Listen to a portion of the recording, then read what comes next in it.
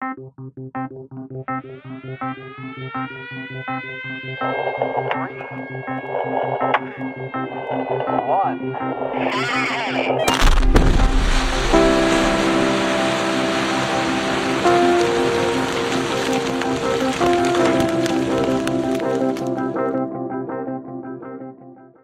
this is the Blast Report podcast on all things blasting. My name is Evan Thibaud with New Wave Consulting, and I want to thank all the drill and blast teams along with those supporting them who are out there on the pattern. The production team at Blast Think and I would like to welcome you to today's episode of the Blast Report podcast. This episode of the Blast Report podcast is brought to you by FEAM, the Federation of European Explosives Manufacturers. For 5 decades, FEAM has represented Europe's civil explosives manufacturing industry, working closely with regulatory bodies, legislative institutions, and industry stakeholders to promote safety standards and responsible practices. In 2025, FEAM celebrates 50 years of commitment to representing the interests of its members, fostering technical excellence, and ensuring industry expertise is heard where it matters the most. As the leading expert on European policymaking on explosives, FEAM bridges the gap between the industry and the regulation through dialogue and knowledge sharing. Learn more and discover how to become a member at their website, www.feem-europe.net. Now, but you told me some stories about using guar gum, right? Yeah, Now, those are some nice stories, I think, if you ask me. Utilizing that in a product that's still available today, but not very common. Well, Oriard powder, Hal Sheeran and Mr. Oriard, not Lou, but Hugh. Imagine that. A parent had a Huey and a Louie, going back to Donald Duck here. But anyway, Hugh Oriard and Hal Sheeran developed Anfo-WR. And Hal Sheeran's kids are the one who promote it now. But they were an Atlas distributor. And I'm going to tell you, I won't mention anybody's name, but I was told by a senior vice president that I could not talk about this product outside of the Northwest. I said, why? Well, they were worried about it hurting the packaged blasting agent product line. So I had a good friend of mine who worked at a quarry. He was, 30-40% Indian. Great guy. The only reason I bring that up is because he used to sign the bills, for the bill of ladings and the receipt of the product that we used to deliver to his magazines, or his boss's, the owner's magazine. He was the blaster, drill blast guy. He'd say, I'm an Indian with a last name, and he had XX. Mm-hmm. He couldn't write. Just XX. That was his signature. Brilliant guy. Absolutely brilliant guy. His name is Bill Lane. Bill Lane developed the Bill Lane pump, which is a diaphragm pump. I was on the first shot using that pump when he had the prototype before he got it really finite. And so we became partners in some respect, from the fact that with his pump, I could dewater a hole with air compressor, be portable, and then load WR. And in the Pacific Northwest, and especially Southeast Alaska, where they get 170 inches of rain a year, DuPont had, 100% of the business. They're using Tovex, which we all know what happened with Tovex, but there were more misfires with that stuff than you shake a stick at. But DuPont had a boat, the Otter, and they took care of their customers very, very well. And they delivered the product because they had a boat. How do you compete with that? Well, I would go around to these logging companies and bring in Bill Lane pump and WR, and at a third the price. And I can tell you that I've been on shots where guys, couple hundred holes. We couldn't get it loaded in a day. Go back to the camp. They'd leave a guy out there to watch it. And then we go back in the morning, finish loading, hook up and shoot. And it rained all day and all night. And these guys are going, oh my God, this isn't going to go off. All the drilling time we wasted and so forth. And the owners are going like, give it a shot, give it a shot, give it a shot. And when you shoot those shots and it all went off, like everybody was amazed. So we went in a 2-year period. We went from about 5% market share to 35% market share. Wow. Yeah. Truly innovative technology on both the WR side and the diaphragm pump. I mean, one wouldn't be possible without the other almost. But, that's the relationship that Bill had with me because I'm a step out of the box kind of guy. And he said, what do you think? And I worked with him, he did all the design, but, I helped him load and, and everything. And it became a good working relationship. But, my wife said to me, she goes, you better be careful. DuPont will have you swimming with a fishies here, Yeah, it might fall off the boat. But we impacted that particular market, and it was, it was gratifying when you can do, save people money, and the other thing you had to deal with Tovex was the table of distances on storage, so they could only store so much, but with container loads of WR, it was a lot less.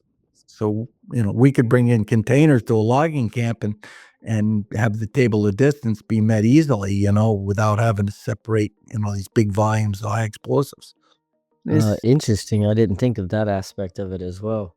And can you, a lot of blasters here who are listeners, they have heard of WR, but can you go into a little bit more of what Hugh was creating and his family created? What actually is the WR that makes it water resistant? So we're talking about water resistant ampo with the guar gum. Could you go a little more into that, Bill? Yeah, it's kind of funny when they mix it. The guar gum is, for lack of a better way, and it's like snot. I mean, it's slimy. By having that combination, that guar gum provides an oxygen balance, but really turns into this solid gel-like when the water hits it, from whether it's coming from percolated water from the top of the hole or from a little bit from the bottom or through the rock, right? Doesn't this guar gum, it turns it to like a jello, right? It does. It's very gelatinous, and it water. It's like an emulsion, though. Don't oil and water. They don't mix. So that oil or that membrane that was created, it pushed water away. And let's say it's in a 5-inch borehole. How much of that turns into that solid jello, or is it more like it's the outside part? I never used the inside stays more like regular ampo.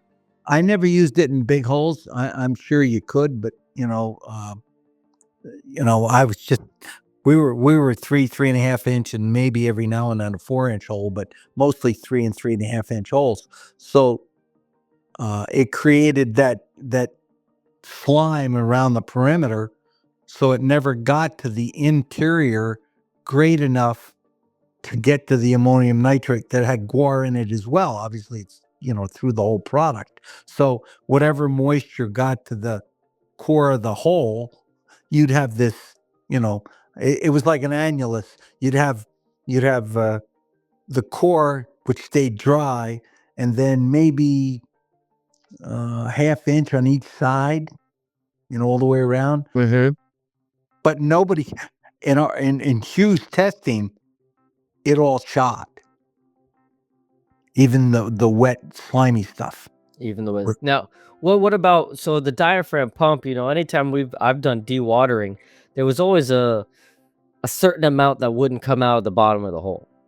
You'd always have a little bit you could get as much of it as you could out, but there would still be, a few inches of water down at the bottom of the hole. Yeah. How would that be? How would you mitigate that? Now, the guar gum, as soon as it hit that product, it would create this type of slime at the bottom, and you would pull the booster up through it, or the booster was already, let's say, hanging from a stake. How did that work? We never used boosters. We always used dynamite. Okay. So we would drop a stick and then drop the primer on top of that, and then typically split a stick on top of that. Okay. So it's like the tamping. So you'd have one stick that would displace the water a little bit. So now technically you're on top of it. That's right. Yeah, and protect the detonator from being on the bottom, and also the impact sensitivity. You would never drop it on the bottom, but onto the next stick, and then then at least one on top of it, sometimes two, but it depending on what the circumstance was, because everybody used high explosives. I mean, Southeast Alaska, there was no stemming. You stepped on the last stick. I mean, so you would and then the guar gum would fill the void of the borehole between the dynamite. Yes. And so it would just be whatever that diameter of the borehole was minus the diameter of the dynamite. That would be less, and you're thinking that, and the thinking is that, okay, you're now above the water level. Yes. That's in that hole. Some of it would obviously have to percolate down to the top of that water, but then it would stop that. And then it would create that barrier between the two. And then anything above that would be unaffected guar gum mixed ampho. Yeah, and you got to think about it. You got compressive weight now. Pushing down, right? So it depends on the hydrostatic pressure of where the water's coming from. Is it surface water or is it water coming in from the sides? And for WR, did that matter, or it worked in both situations? I never saw a circumstance where we had water coming in greater than the product could handle. Now, I will say there were circumstances where the shots weren't as prolific as we wanted them to be, and we just assumed that when you see the muck pile or see the faces, then the water's pouring out of it, that we had, some breakdown of product based on hydrostatic pressure. Okay. Yeah, I've always kind of wondered how come that product didn't take off more. I've used Powder companies don't want it. Yeah, because it just works too well when you're selling packaged product and you're selling emulsion. That's the reason. It's too cheap. With emulsions, I mean, emulsion prices came down, as manufacturing got larger numbers and the processes and the materials. So, you're talking about labor because, you're not dealing with it in bulk, you're dealing it in bags. So now you got issues, you know what I mean? So you got labor issues, and then cost becomes a value with bulk. I mean, look at today. I mean, the transition from ammonium nitrate, and people can put bulk in the ground. I don't know what the percentages are. I'm not that close to the manufacturers to know what that is, but I'd say there's a lot of straight emulsions being put in the ground versus ammonium nitrate. Yeah, absolutely.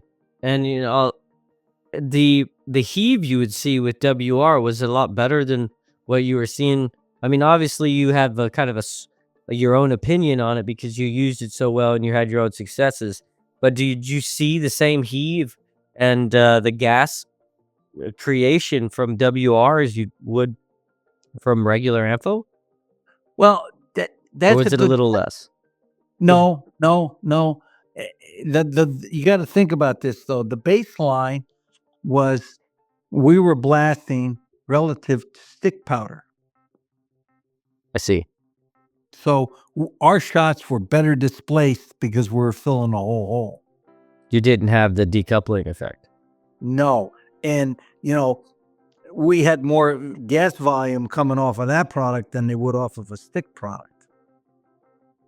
So we did shoot shots, half ANFO, half WR, but they were in dry conditions, because obviously it was a test, but we couldn't tell the difference.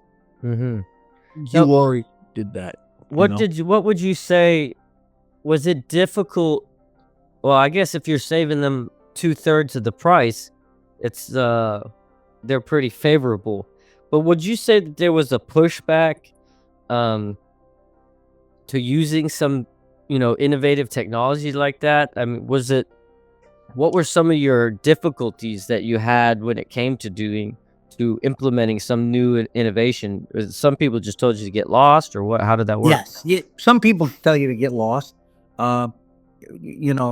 That's a pipe dream, but I can say this, and I hate to be generalizing things because it's generally not good, but people in the Northwest and Alaska are very step out of the box creative people, especially in Southeast in the logging industry, because it's baling wire, bubble gum, and duct tape. You don't have all your supplies down the road.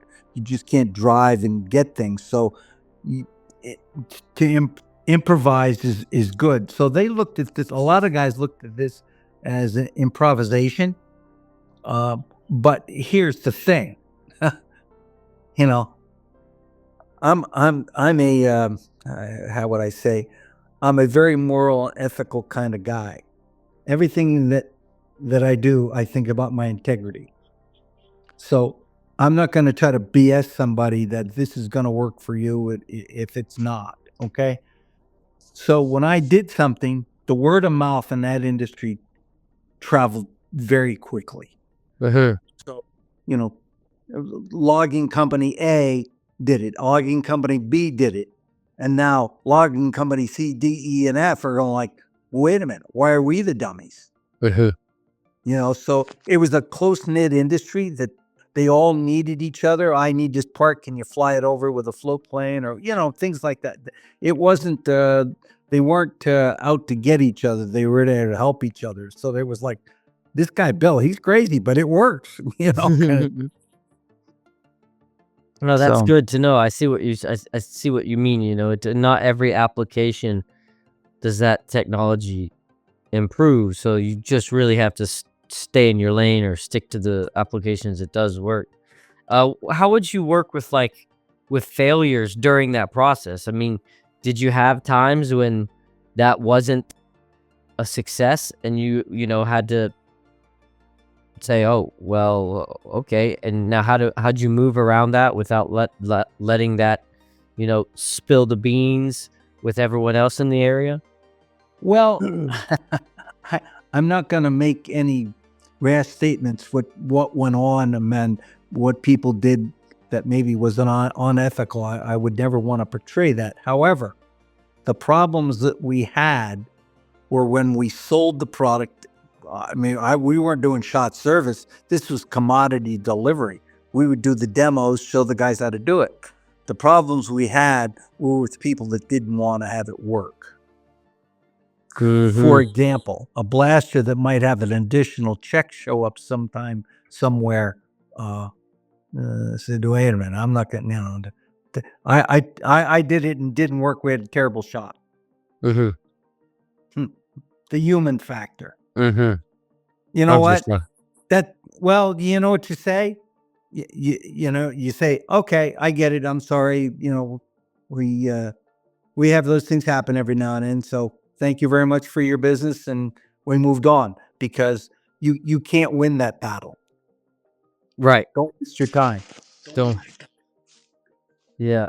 And finding that is the hard lesson. Like when that comes and realizing that happened. I'm very perceptive. I was born in New Jersey. Wise guy. Yeah, I can read people pretty good, but you can't be everything to everyone. That's a mistake. It just doesn't happen. So you take what you can get, and believe me, there's relationships in every business that are never going to be broken, and for good reason. You know, and you just have to pick and choose. You know, and you're never going to get 100% of it, because if you do, one of two things is happening. Either you had no competition or you're selling it too cheap. It's a fact of life, but the relationships are out there, and hey, that's fine. We can all play in a sandbox together. You don't have to, be the bully, so. Right. So you took this product and you targeted 35% of the market share, which I applaud you for. That's pretty impressive. And did you you stuck in that construction or the small diameter blast hole application? Was there a point you said then you got into bulk and then you started moving somewhere else? Is that where you go? What drove that switch for you? Did you decide, I'm sick of traveling. I don't want to spend. I'm cold. I'm sick of the cold weather. I want to go back somewhere else. Oh, Or there's no cold. No. We lived in Oregon, but the travel actually increased because my area was the Pacific Northwest. I had Oregon, Washington, and Alaska, and I dilly dally into parts of Idaho, Boise area, and so forth. But then I went from in Hawaii. I dealt with Hawaii as well, but then I had the entire West in the bulk group, so that was like, craziness. And then the North Slope of Alaska, I'll give you a story there about WR, just for example. I get a phone call from Alaska Explosives, and I work with those guys a lot, and up in the North Slope, and they're shooting frozen tundra, frozen gravel, right? Frozen gravel. They don't work in the summer. It's all in the winter. So, because it's just swamp in the summer, you can't drill a hole. oh yeah. So they said, listen, you're going to fly into Anchorage. You'll meet our girl there, and she'll get you all your equipment and everything, and then you fly up to Prudhoe Bay. And I got up there. I got my Arctic gear, my bunny boots, and I had to give her. They ran out and bought my boots and everything, my size, and I got up to Prudhoe Bay about midnight. Went out. Of course, it doesn't make any difference. It's dark 23 and a half hours a day. So I get out, and they're drilling everything's light plants, and I'm watching them load, and some big shots, like 200 holes, right? And 3.5-inch holes. They were all being drilled with air tracks. What are they shooting for? Well, they were shooting frozen gravel, because the gravel then would go out and it'd be mucked and put in the Bering Sea as a base material for platforms. Okay. So the only guys working outside are the drillers and the blasters. Everybody else is in a cab or whatever, So you're working outside, wind's blowing, it's 35 below, and you got a 50 mile an hour, you got a negative 50 wind chill. And I'm watching these guys load. Of course, I'm sitting in a pickup watching this, And shot goes off, and the right side, 20 holes were fine. Then 10 holes were bad, and 15 were good, and 30 were bad. And it was just inconsistent. So my first inclination was they were using 2x8 dynamite to prime. Okay. So I went to the magazine at 1:30 in the morning at this point, and I had been prepared and brought a thermometer that I could test below zero. And we'd put when we manufactured product for them, we'd put glycol in the mixture. So the temperature was fine. It was actually, the temperature was warmer in the stick than it was in the magazine. It was crazy. But so we figured that wasn't it. So, first thing I do after that is check the blasting machine, make sure that we got the right amount of energy shooting the shot. It was fine. And so went back and got 4 or 5 hours of sleep and went back and ready to load another shot the next day. They had multiple locations, and so I'm looking at this and I'm loading and I'm looking. I don't see anything different. Same result. So what I did was I went back to the first site, and they had mucked it out back to the wall. And what do you think I see? Ice seams undulating through the shot. I mean, ice seams that were 2 and 3 foot thick. Whoa. So what do you think happened? Now you're shooting couple hundred holes. It took a shift to load. So there's your sleep time. So now, what do you think that ammonium nitrate is doing that ice? Just eating it away. So guess what? We were getting column cutoffs. Just straight stoppage right there. Yeah, and we were only using single caps. We were only shooting 28 feet, 26 feet. So it was a single cap operation. So the first thing I said, well, we got to double cap until I can fix this. They didn't like that. Well, it was short term, but what do you think I did? You just start decking in between? No. I flew down to Fairbanks, where the magazine site was, and got a trailer of WR. And I rode up the ice road with that truck with WR, 14 hours. We loaded WR and the problems went away. So you would do the whole pattern in WR? Yeah, because how do you know where the ice was? Good point. Yeah, it wasn't like you were just drilling and you could see where your coal seam was. It was just randomly. It was an ice seam, yeah. So I stayed up there for 2 weeks. I loaded every day, and I didn't go to bed for 2 days. The last 2 days that were there, I worked every shift because I wasn't going to leave, So I got to the airport, and the owner was very grateful. You'd know him, but I'm not going to say his name. But he was very grateful. And he's, next thing we hear is, Bill Youngs, please pick up a white paging telephone. I said, I'm not picking that goddamn thing up. Because you're already back in Anchorage? I was in Anchorage. I was at the airport. Yeah, you're ready to go. I was ready to go. And the